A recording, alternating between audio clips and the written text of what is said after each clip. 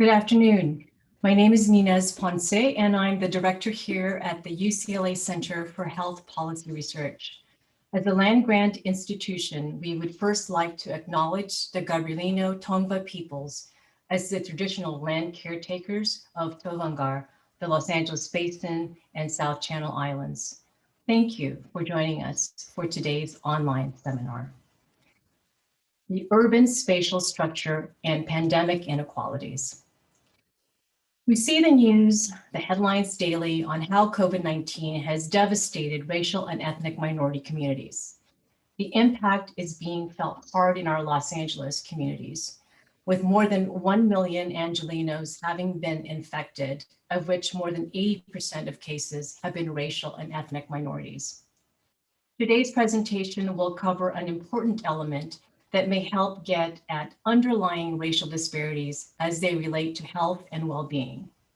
This is the urban spatial structure, or the role of geography in pinpointing at-risk groups. My colleague and our featured speaker, Paul Ong, director of the UCLA Center for Neighborhood Knowledge, or CNK, has been working with the center to produce reports that shed light on the pandemic's impact on hard-hit neighborhoods and groups throughout the California region. Since last April, CNK has produced over a dozen studies with partnering centers throughout UCLA campus that is building evidence and actionable data that will help address COVID-19 disparities. This presentation will walk through a recent report that Paul has done in partnership with UCLA CHPR, focusing on 5 ethnic groups: American Indians, Pacific Islanders, Cambodians, Filipinos, and Koreans, and 4 data models that public policy and health policy officials typically rely on upon deciding on how to allocate resources. So he will cover findings of the study to look at the data model's ability to determine which communities are most vulnerable and whether they can pinpoint which groups are most in need of pandemic relief and other vital resources. Based on the study's findings, he will talk about the urgent need to develop better methodological approaches to better distribute COVID-19 support and other vital resources to the communities most at risk that go beyond looking at just geographic measures. If you'd like a PDF copy of today's presentation, please email the communications department using the email shown on the screen. Please stay tuned for announcements on the next seminar scheduled for March 24th with featured speaker Srikanth Kadiala. He's senior economist here at the UCLA Center for Health Policy Research. He will present on a study he co-authored, which was featured in the peer-reviewed Health Affairs Journal on the impact of the Affordable Care Act on cancer detection rates for older adults. We'd also like to announce that we're hosting a California Health Interview Survey data user training webinar that's going to happen on March 10th, and where we'll walk you through how to use our GIST data tools, including our COVID-19 dashboards and more. So we'll put the registration link in the webinar chat section. Now I'd like to kick off the seminar with my colleague, Paul Ong. Paul? Thank you, Inez. I want to thank you and your staff for this great opportunity to talk about our joint research. And so today, I want to give both a background and also some details about the current research effort. Next slide, please. So the talk's broken up into several parts. One is just to give you the background about what we mean by the urban spatial structure, its relationship to public health, and as well as how that urban spatial structure is racialized. Then talk about particularly how we think about the pandemic and systemic inequality in terms of neighborhood disparities. Clearly, place-based countervailing strategies and prioritization is one of many strategies, but an important strategy in terms of how do we should deliver services, relief, and other such of resources to communities and affected populations. To do that effectively, we clearly need to identify which neighborhoods are most vulnerable. So it is important as a policy instrument to think about the various indicators that we've been looking at and using. There are particular problems when we think about small populations that we will talk about, and then conclude with recommendations. Next slide, please. So I borrow heavily from a book that I did with my colleague, Sylvia Gonzalez, in terms of entitled Uneven Urbanscape. Essentially, the way we think about the urban spatial structure, it is geographic location of people and activities and the networks that connect them. It's structured and constructed in economic, social, and political forces that are constantly at play. That urban spatial structure shapes how we live, the opportunities that we have, as well as a number of key outcomes. Next slide, please. So here's an example of what we mean about the urban spatial structure and how it comes about. This is by residential space. And when we think about, economists think about sorting and the market that supports it. Sorting is a process by which people align themselves in close proximity to people with similar lifestyles. So this is an example of the urban spatial structures. The dark colors are high density areas. They are areas with high risers, apartments, and so forth. The gray are the single family residential area, more suburban. So you can think of the dark area as sort of core urban lifestyle, the light one as suburban lifestyle. And the market and people sort themselves and create these types of neighborhood that reflects lifestyle. Next. Also, we see on the business side, this sort of structuring of the urban space. And in economics, we quite often talk about the desire for businesses to locate based on what we call agglomeration. That is the benefits from localized external interactions by close proximity, face-to-face interaction, external economies of scales where you could have collectively more people coming into your location for activities. And so what we see is, again, a structuring of the urban space around these sort of clusters. On this map, you could see 3 of the clusters, one around the downtown area, which is heavily commercial, civil society, and other activities. South of that is the aerospace cluster. This is traditionally much more the high-tech sector, traditionally related to defense industry. And finally, you go farther south, it's the harbor complex, where you have a agglomeration and clustering of freights, of shipping, of other activities in terms of our international connections. Next slide, please. And one of the most powerful forces clearly is the government in shaping the urban landscape. And it shapes it in a number of different ways. Here in Los Angeles, in terms of governance, we're very fragmented. We have 88 cities and counting, plus the unincorporated areas controlled by the Board of Supervisors. And so we have a structure, a very complex, fragmented structure in terms of how resources are allocated, public goods and public service, in terms of who gets what and who gets the services that people want and need. And beyond the local level, there's also public infrastructure that's paid for by the state, by the national government. And in terms of urban spatial structure, probably the most important one is around the freeway system that you see there.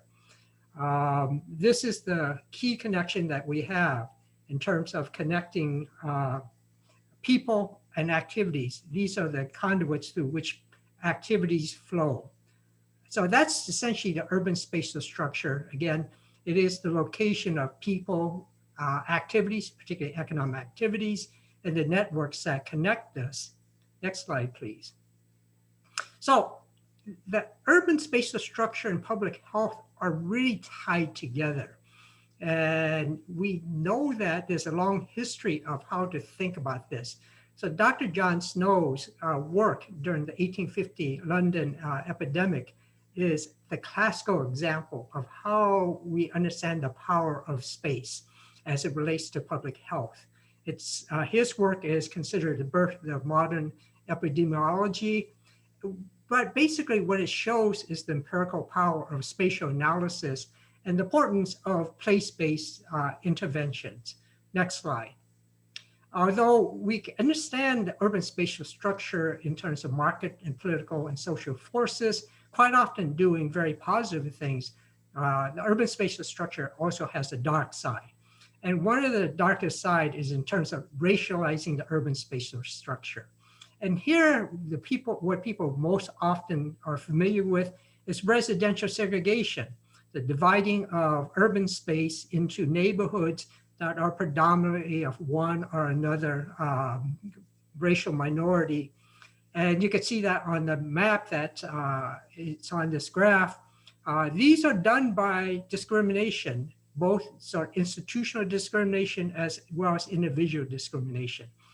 But it has more importance just beyond that. These are concentrations and clusters by race. These spaces becomes a way of allocating public goods and services. It's also a way of depriving people of public goods and services and how we administer those services. A good example is in terms of education, public education. And we find that in terms of the poorest schools are in areas that are disadvantaged. We see this also in terms of provision of public services such as policing and how it differs across neighborhood. These spaces also operate in the private sector, and they operate through what we call market discrimination, or more specifically territorial market discrimination. We see that, for example, in the way that automobile insurance is set. We know from our research, for example, that given an identical person, same age, same basic demographic characteristics, same vehicle, same coverage, that depending on where you live in Los Angeles, you could pay up to twice as much. And the areas with the highest premiums, again, tend to be the disadvantaged neighborhoods. We see that also in subprime lending in terms of the housing market, a major barrier for building assets and a creator of the wealth gap. So these urban spatial structures through market discrimination clearly create systemic inequality. And finally, these spaces determines whether or not you have access or don't have access to regional opportunities, employment beyond your neighborhood, access to amenities, access to health services. And if you live far away, plus if you don't have good transportation, maybe because of market discrimination and other factors, then you become isolated from regional opportunities. And again, that contributes to this racialized space that creates systematic and systemic inequality. Next slide.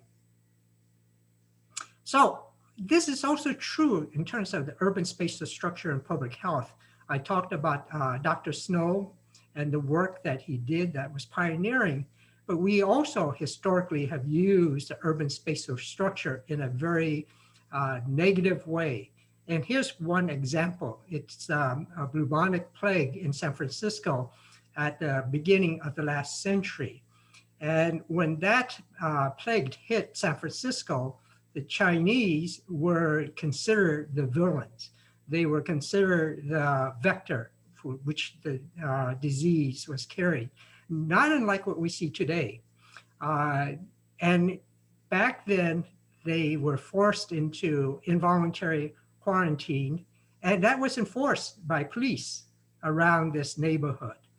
And sadly, they were also subjected to experimental vaccine in hopes of dealing with the public health crisis. So this urban spatial structure into public health also has a racialized aspect. So let's now turn to today's public health crisis. Next slide, please. So we all know, and Professor Ponce beautifully framed it in terms of the crisis we're facing today. And so this is just an illustration graphically of the COVID-19 crisis here in Los Angeles.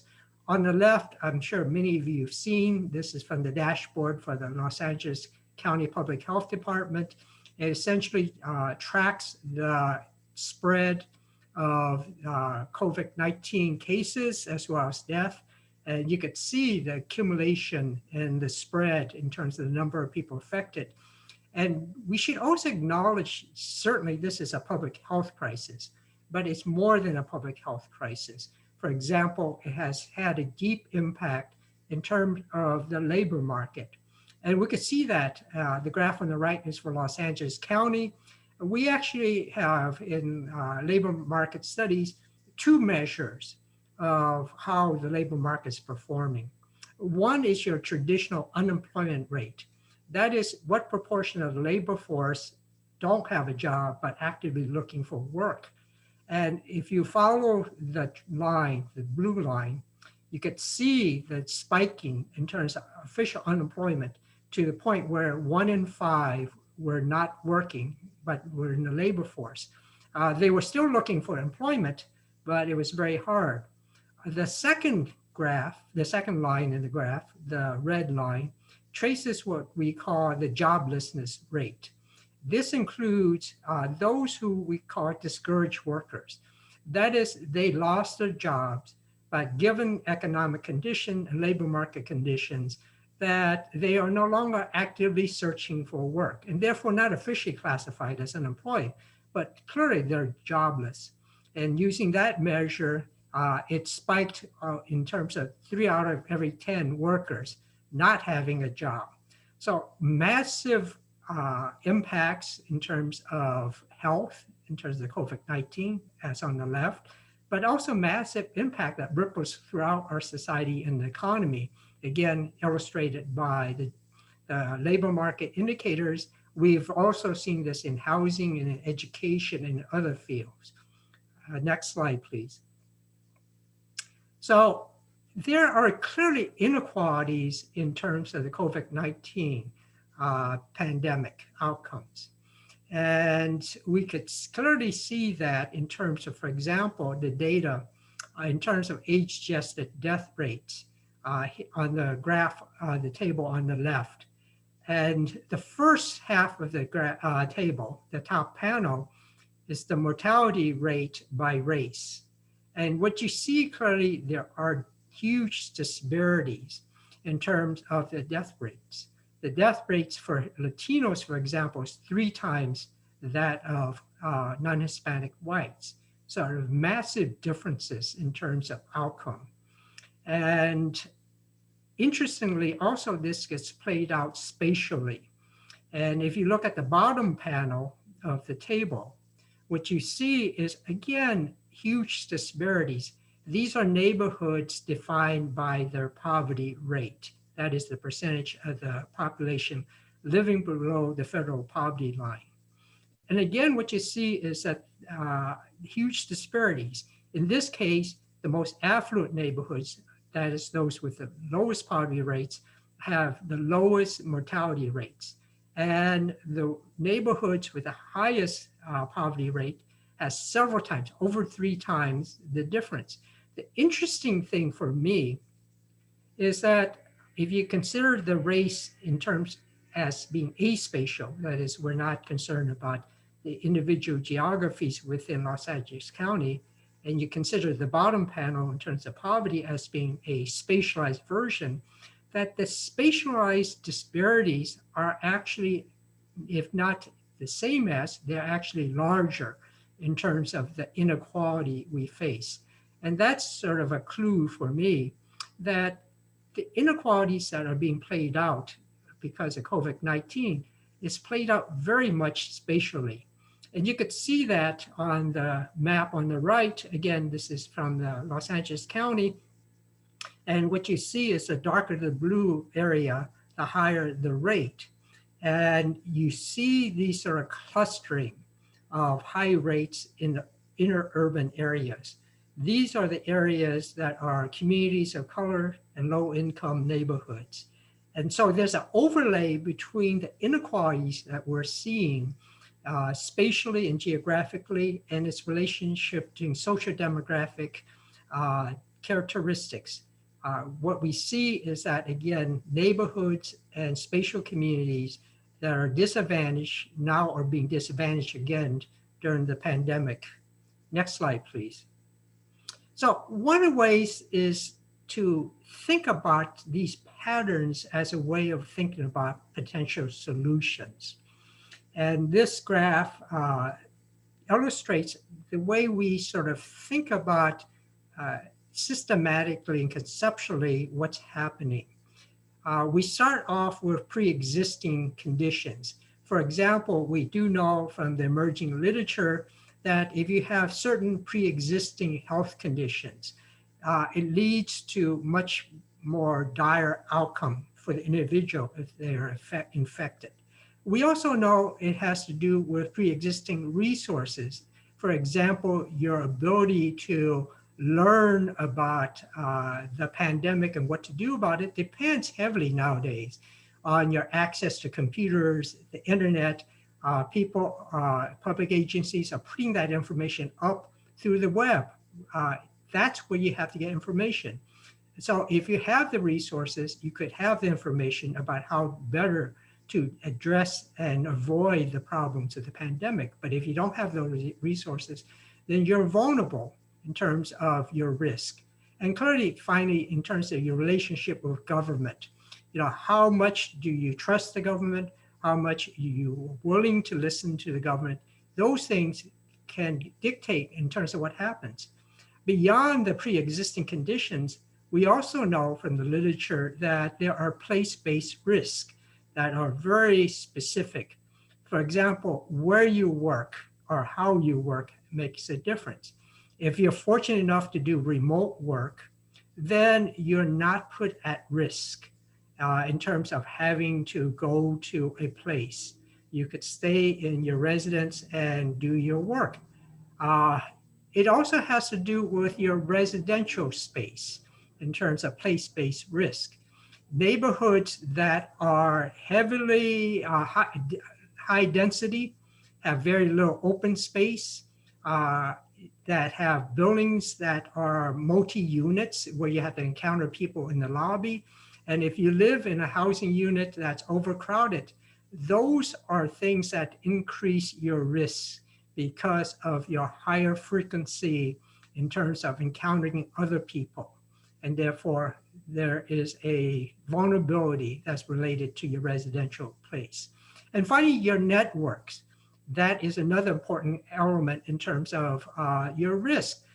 Maybe not so much in Los Angeles, but if you think about New York and you think about San Francisco, where people have to go to work by public transit, that exposure increases your risk. So again, these things factor into the transmission, this infection rate, the severity from being infected, and mortality. And we clearly want to intervene to lower the problems.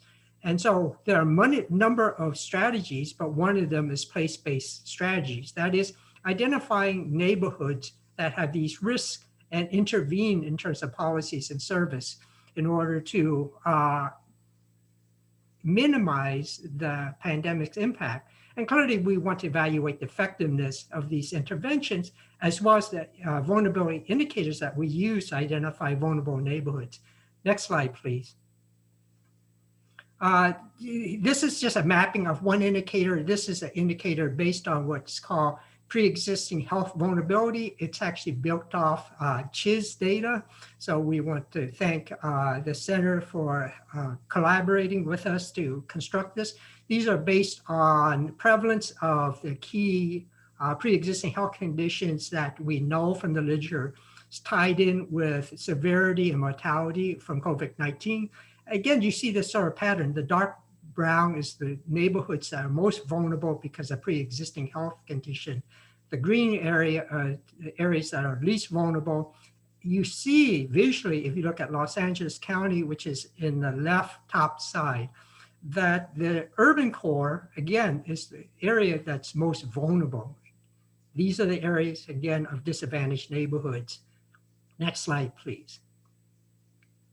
So in a sense, choosing which indicators identify which neighborhood ought to be prioritized makes a huge difference. It defines who, if you want to use the term, winners or losers in this prioritization. So let me talk about why the choice of indicators really matters. So this on the right is a plot of two indicators against each other. Each dot there represents a neighborhood. And so there is the vertical is one indicator, so the vertical scale. It's ranked, neighborhoods are ranked from 0 to 100. The higher the number, the greater the vulnerability. So if we use the vertical indicator, the neighborhoods that essentially gets prioritized is made up of the area A plus C. So those are the ones that are top quartile of vulnerability according to the vertical indicators. Let's compare that to another indicator, which is along the horizontal line. That is, again, 0 to 100, 100 being the most vulnerable. According to that scale, that indicator, the top quartile is made up of neighborhoods in C plus B. What you clearly see is that there is actually more difference between the two indicators in terms of designated neighborhood than there's commonality. The commonality is the C square. But you see differences that A is only identified by the vertical indicator, and B, area B, is only indicated and designated by the horizontal indicators. So the choice of which indicator has profound implication in terms of who's served and who's not served. Next slide, please. So one of the ways what we ought to be doing is essentially evaluating these indicators. We do want to use indicators. They're very powerful policy tools, but we should not just grab things off the shelf. We should actually think through what is really effective as a policy tool. So this graph compares 4 indicators, 2 that were developed before the pandemic, but still widely used, and 2 that's developed that's pandemic oriented. And so the first thing we want to see is that how effective are these indicators in terms of capturing the most vulnerable neighborhoods by case rates. That is, these are the neighborhoods that have the highest case rates. What percentage does each of the indicators capture? The higher the percentage, the better the indicator in terms of performance and predictivity. And ideally, you want 100%. That is, the indicator really captures the neighborhoods that have the highest rates. We don't get to 100%. But what is interesting is that there's a remarkably different performance between pre-existing or pre-pandemic indicators and the newer indicators. Significant differences in terms of capture, whether we talk about the number of neighborhoods or weigh those neighborhoods by population. Next slide, please. We can also think about, again, who's captured and who's not captured. And we can think about this way. Any indicator, like lots of tests, there are false negatives and false positives. So false negatives means that they are actually areas that are in need of service, but they are not identified. False positives are areas that are not as great need, but nonetheless are included because of the indicator. And again, what we're trying to look at is that ideally that false positive, false negatives should be low, but equally important is the gap between them should be small. What I mean by the gap is if, for example, in the first 2 bars, the difference between the height of the light gray and the height of the darker one. The greater the gap, that means that we are not capturing as many of those with COVID-19, but replacing them with neighborhoods that have much fewer COVID-19.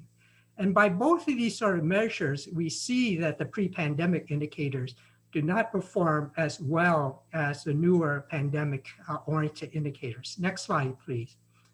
We could do the same sort of analysis in terms of racial biases. And so people talk often about institutional biases, implicit discrimination, de facto outcomes that are unequal. And again, using the sort of looking at the population in the false negative relative to false positive, what we see is that the pre-pandemic indicators are not performing as well. That is, they're leaving out many more Blacks and Hispanics and not bringing in an equal replacement for it. And so again, what we see is that the pre-pandemic indicators are not performing as well as the newer pandemic-oriented indicators. This is not surprising because you're customizing the indicators for this. What we're trying to do is understand and assess the differences in how well they perform and how well they don't perform. Next slide, please. So the previous analysis uses the major populations, and we should be concerned equally focused on smaller populations. Quite often these populations, for example, are much more at risk, although they are numerically smaller.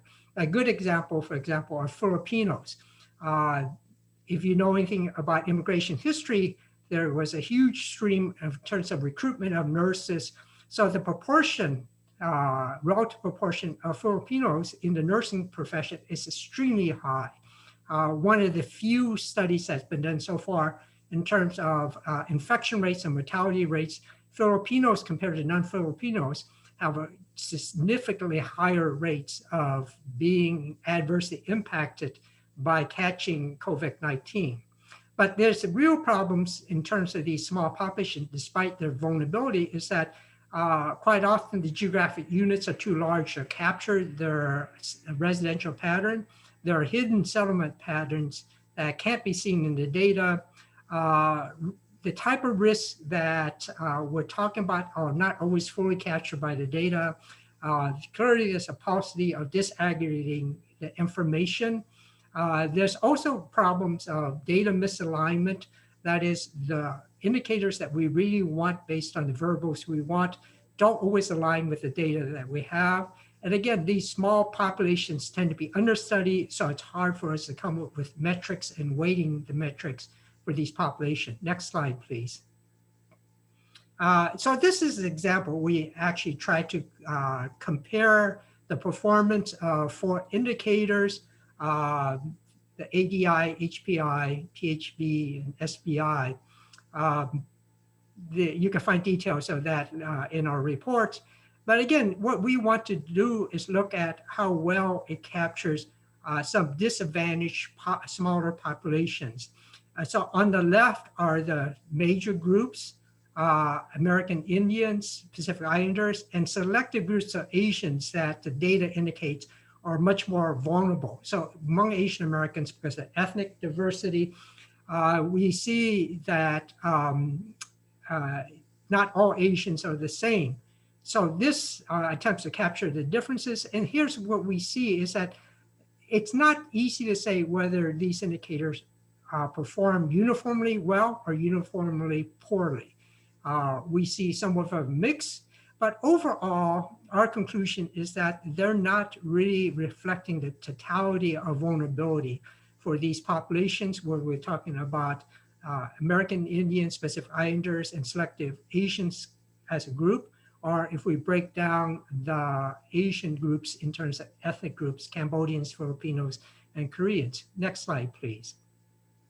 So the overall conclusion, our approach of using the urban spatial structure to understand vulnerability and therefore also use that as a policy instrument and an assessment of what we've done so far comes to these conclusions.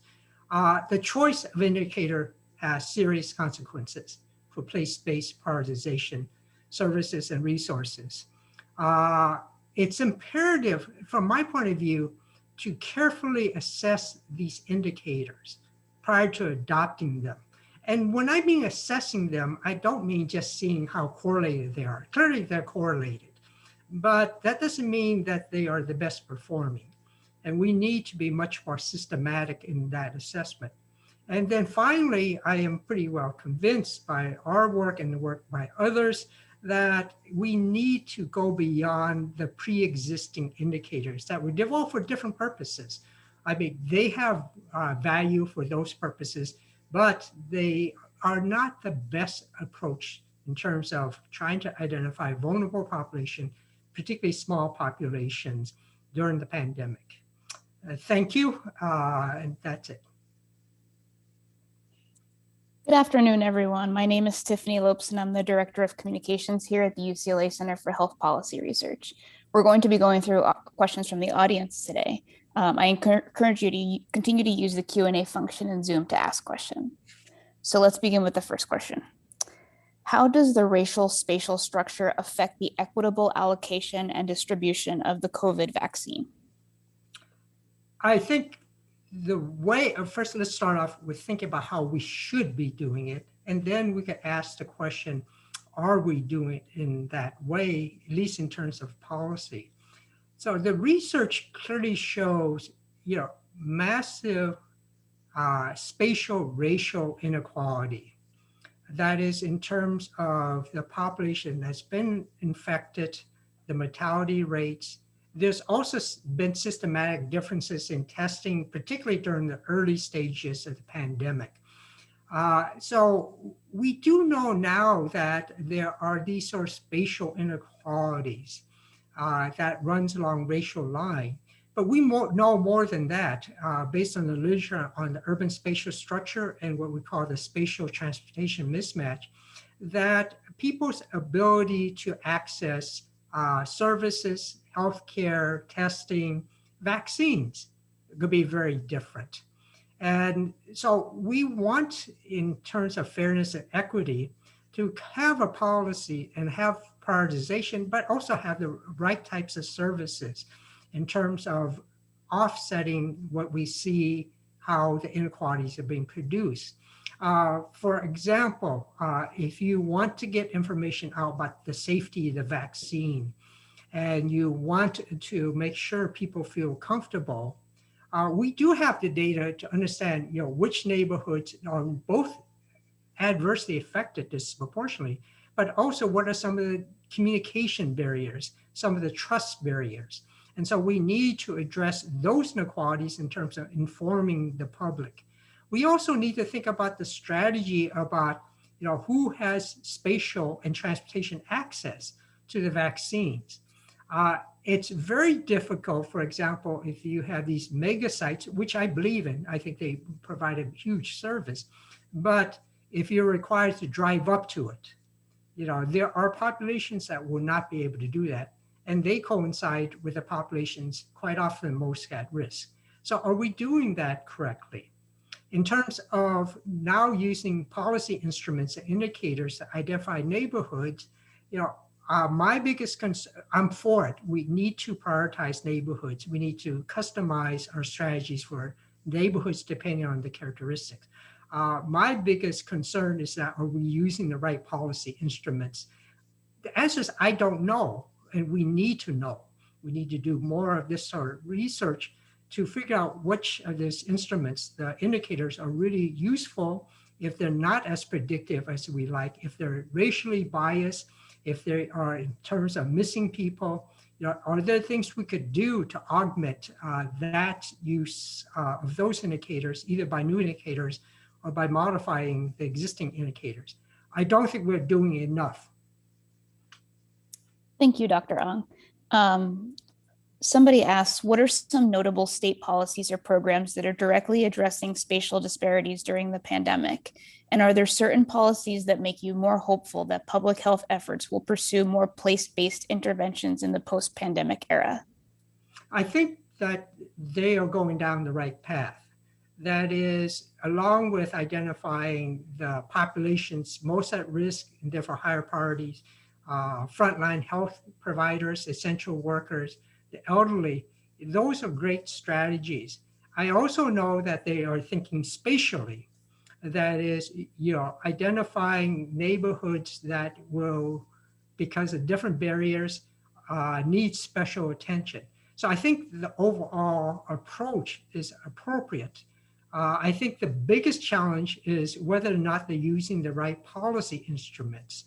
And what worries me quite often in terms of picking the right policy instrument, and hopefully I convince you that your choice of policy instruments in terms of indicators makes a huge difference, is that we're not doing enough assessments of those instruments. I see far too few assessment. I know we're pressed for time and we need to take action right away. But I also believe that our actions and policies should be evidence guided. So my hope is that, yes, we should continue down the line that they're pursuing, prioritizing people in terms of populations, the type of work they do, their interactions with others. Yes, we should think about prioritizing neighborhoods spatially. Where do we sort of allocate the vaccine to pharmacies? But also identify which neighborhoods you can't use these strategies for. That requires additional spatial analyses that certainly can be done. I'm not convinced it's being done at the level it ought to be done. Thank you. Do geographic-based indicators dilute the risks of any one population as characterized by social categories, for example, Filipino immigrants and urban American Indians? And how can place-based indicators be balanced against social category indicators? I think it's, for me, it's not an either or. It's the right balance. I think each of these sort of brings in different perspective to help us understand how inequality is being generated before the pandemic and during the pandemic. It offers us insights. We do believe that space itself operates independent of just race in a abstract sense or a spatial sense. So essentially they provide complementary ways of identifying vulnerability. And so we need a way of thinking about how do we use the best of both. Again, one of the trickier things is that maybe some of the most vulnerable populations, the populations that have been hit particularly hard, we don't factor that in our analysis in the way we prioritize. For example, and there's basic problems. For example, I know people have been struggling with, and I've been struggling with for some of the smaller population in terms of how well does that data align with census data. That is, we collect information, when we give vaccines, we collect this information when we record somebody having an infection. But I do know enough about data system, the way the census operates, as well as how public agency collects these data from past research, that they don't align. So some ways we struggle, for example, do we really know Pacific Islanders had a much higher rate of infection? And I think the answer now, after much research by colleagues and others, that the answer is yes, they are much higher. Next question is why? Do we understand why they had high infection rates? And it seems to be a combination of terms of workspace, the type of jobs, whether it's providing, for example, disproportionately home health care and other home services, or working within the larger health facilities. So they're disproportionately there. They're also disproportionately in a number of neighborhoods, a number of communities, like for example, in the South, in the meat packing. So we begin to know the source of the vulnerability. We also know it is a combination of the residential social space. Low income often means you live in neighborhoods, going back to my previous slides, that creates spatial built environment vulnerability. There's also the social space that they occupy and what that means and the consequences of that. We need to do this detailed work, and we need to do it fast in terms of identifying these smaller populations that are disproportionately being impacted and unfairly impacted. So again, my answer is that these are complementary ways of looking at it, and we should use both. But we also need to put considerable energy into very high risk, small populations. Thank you. Filipino Americans make up about 4% of the nation's nursing workforce, but account for more than 30% of its COVID-related deaths, according to National Nurses United. In California, as in other states, Filipino-American nurses are more likely to work in ICUs and bedside settings, which in part explains the staggering disparity. But other factors are at work too, including a legacy of discrimination against migrant nurses. How can we create a more complete model of spatial inequality to account for the social inequalities that exist simultaneously? I think there's a couple of things we need to think about. And this question is a great question because it gets to the very core of how we think society is structured and the consequences for different populations. I think the immediate one is about relief. What can we do to minimize the risk that exists now? We recognize that Filipinos and Filipino nurses and healthcare providers are on the front line disproportionately. And for whatever additional reason, they are being affected much more. So we need to think about relief in terms of getting through the crisis. We need to think about recovery. That is, how do we sort of help these individuals and their family get some sort of restoration in terms of restoring the inequality, addressing the inequality. But on the long run, when people talk about recovery, I think we need to think beyond just, bringing things back to close as normal as possible. Because in our society, the norm is full of racial inequality. In terms of Filipino nurses, for example, the reason we're at this situation with disproportionate representation is because we recruited Filipino nurses in thousands, tens of thousands, to fill a shortage in our society, in our capitalist economy. So we actively recruited them. But more than that is that if you go farther back, it's not just active recruitment. If you look at the educational system in the Philippines, we also saw that the Filipino educational system starts specializing in the production of nurses, not just for the US. They also migrated to the Middle East and so forth. So there's a larger structural problem that I hope we will address after we get through the relief and the early recovery. I don't think it's good to get back to the norm, because the norm for many people, for a disadvantaged population, is not desirable. It's full of inequalities that we need to address. Absolutely. So this question is in reference to slide 14. Let me pull that up for us.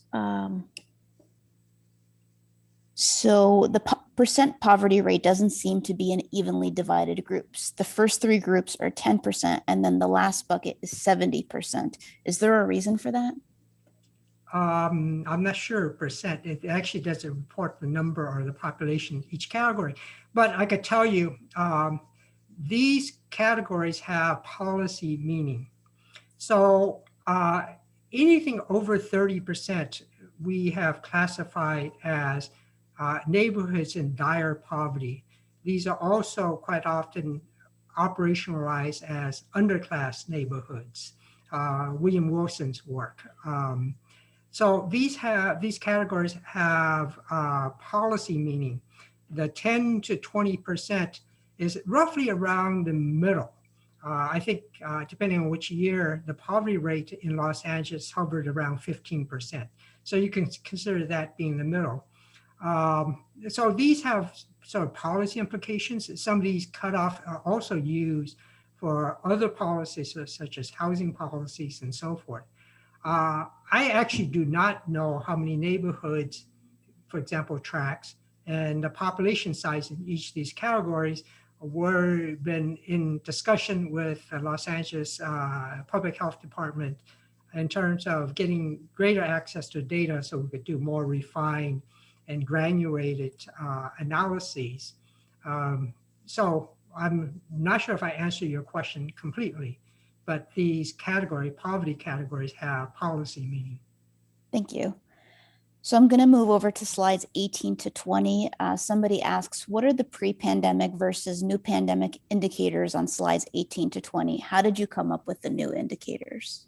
Okay, So the pre-pandemic indicators are ones that we have, for example, developed to address disaster, natural disaster. So one of these is developed in terms of identifying neighborhoods that are vulnerable because of the characteristics of the neighborhood when disaster strikes, whether it's flooding, hurricanes, fires, and so forth. So, and that's very useful. We need to plan for and respond to natural disaster.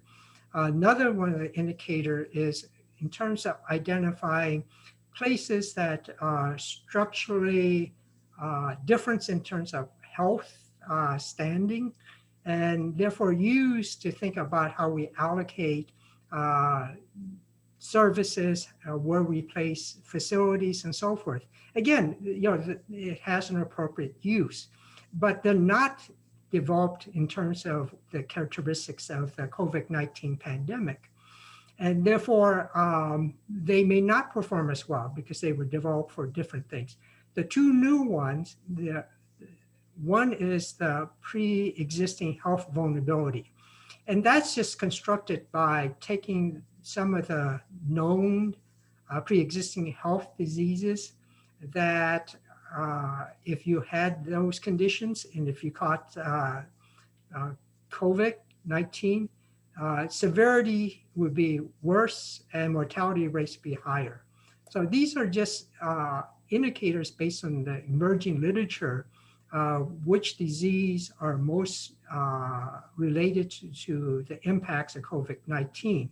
So it's new in the sense that we're using the literature to guide us about which of these pre-existing health we ought to put into the indicator. The other one is a pure race indicator. So one of the ways you could think about it, we actually have, like, for example, for California as well as for Los Angeles County, the data on the racial disparities in either cases or in mortality. And if you believe that racial inequality gets reproduced at different geographic levels, what we see at the state level, we see at the county levels. What we see at the county levels gets reproduced by cities or by neighborhoods. So in some sense, all you need to know is the racial composition of a neighborhood to come up with a vulnerability index. That is, race is a powerful predictor in that small area about your vulnerability.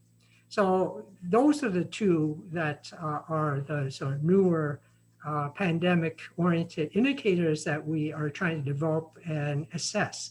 I'm not arguing, I'm an empirical person. I could accept the fact that some of these indicators, newer ones, may not perform as well. As a matter of fact, I've seen that when we looked at small populations. I think our task is trying to do the best job possible to contribute to having the policy tools that are effective. Thank you. We have several questions and comments about what we can do. So how can we amplify your work so that it gets into the hands of those in power? Good question. It's something that sort of torments me every night. We've been struggling trying to get this information out into the arenas that matters. And I think the best way is having other people, if they find this useful, to essentially bring it into the public discourse. I'm very proud of our staff at CNK. We have now produced 30 different analyses covering a broad areas in terms of employment, in terms of housing. We face a renter problem that overlaps with this, that temporary anti-eviction things are keeping people in place, but we're going to fall off a cliff. We've done work on remote learning and the racial differences in terms of the impact of remote learning. And clearly also in terms of these health outcomes, so that we've been doing that. One of the reasons we're taking this very broad approach and trying to understand health within the context of the broader one is because of our urban spatial structural model. That it is, people talk about systemic inequality or systemic racism, Systemic means it's systematic within a system, a larger institutional arrangements. And we need to understand the health consequences within that structure. So people are invited to take a look at our briefs. We'll continue producing and updating them. And we're very fortunate to be able to partner with Center for Healthcare Policy Research around some of this work in terms of indicators as related to COVID-19. So I welcome you to take a look at it. If you want us to present to people, we'll be happy to do so within our availability. So I would appreciate anybody and everybody helping us sort of get the word out. Thank you, Dr. Ong. We have time for a couple more questions, so we'll try to pick a few that are a little bit shorter. Are you working with the LA County and California Departments of Public Health? We are working as much as we can. We have an outreach effort and a number of partnerships. Some partnerships work very well. Some partnerships, it's been challenging, okay? So I'll leave it at that. For example, we have provided information to the Alameda Public Health Department, and they've used it in some of their policy work. We worked with San Jose City on the renter protection, and they presented some of our work to City Council. We also worked with a major healthcare provider in terms of discussion about how best to prioritize. So we are trying to engage a number of agencies as well as community groups in terms of addressing the inequalities that we are seeing and thinking through policies, both in terms of temporary relief, in terms of mitigating some of the impacts, but also in terms of what's needed for recovery. We welcome and we try to reach out to as many outside stakeholders as possible within, again, our resources. But again, in some areas we've been useful, and our purpose is being useful to people. In some areas, it's been a little bit more of a struggle. We've been working with the LA County Public Health Departments in terms of accessing more data for analysis now for about 7 months. It's an ongoing discussion. Thank you. How does racial spatial structure affect the prevalence of comorbidities, and does that then influence the risk of being hospitalized and dying from COVID? Good question. The answer on my side is I do not completely understand how that works. Again, what we looked at, some of the key things, is that our neighborhoods and the people who reside in them, are they isolated in terms of communication, information, and so forth? And so without really that information, without trust in that information, certainly the situations could be worse. We also know that the built environment makes a big difference, although it's very complex. In some communities, in some states, for example, density is not related to the rate of infection. Whereas in other areas, density does make a huge difference. I think most of the literature, for example, talks about overcrowding within one's unit as making a difference. So what we're trying to do is contribute to this larger understanding of the underlying factors and dynamics. Again, what we do is not the complete answer, but we see it as an important element in understanding, how it affects the rates of infection, probably the severity. The severity has, for example, if you don't have the connections to public health facilities, if you don't trust them, or you don't have the information to realize how severe your illness is, that's going to be a problem in terms of getting to the hospital too late. So again, what we try to do is collaborate with others who specialize in these things.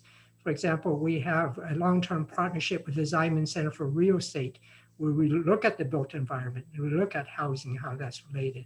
We have a collaboration with the Graduate School of Education and Information Science to look at how this is impacting children and students, as well as their parents in terms of remote learning.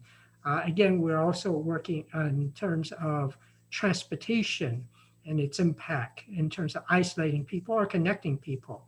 And again, we're very fortunate to work with not only the Center for Health Policy Research, but also the Bright Center on looking at the health dimensions of these things. So I think it takes, corny as it sounds, a whole village. In this case, a whole village of different multidisciplinary perspective to try to give us a better and more holistic picture. Absolutely. And what a great way to end it. Unfortunately, those are all the questions we have time for this afternoon. We did, Dr. Ang, drop your contact information in the chat in case anybody has any follow-up questions or wants to help.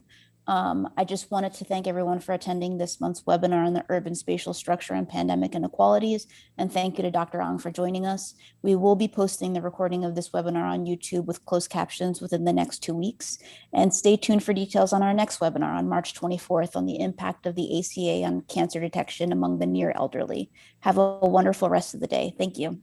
Thank you, everyone.